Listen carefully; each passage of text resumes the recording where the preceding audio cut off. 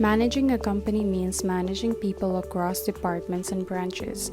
It can get really messy if you do not decentralize tasks and responsibilities, but you also need to make sure that the outcomes from all departments and branches align with the overall business goals and objectives. To assure that happens, we need to assign targets and monitor them. And that's where Target Manager comes in.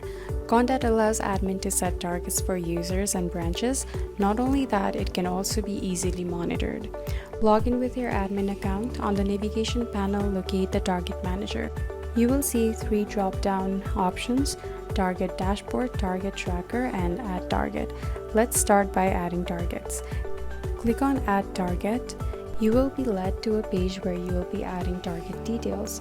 Choose your target type based on what you want to set target for, like Lead Manager, Application Manager, and Visa Manager. For this one, let's set a lead target. So choose Lead Manager.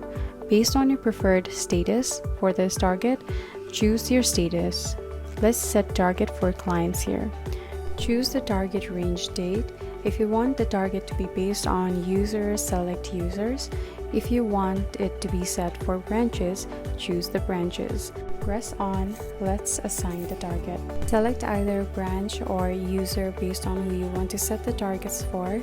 I'm choosing branches here, selecting the branches I want to assign. Add a name to the target. I will name it Client Conversion about July 2026 to be more precise. Now, add your target. Let's say we want 50 client conversions. Add the description for more clarity. Click on Submit, and that's how you add a target.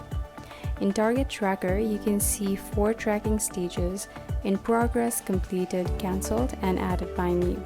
Trackers will help you analyze how well your targets have been met. In the Target Dashboard, you will see graphical representation of your target's progress. So this is how Condat helps you set, manage, and monitor all your targets.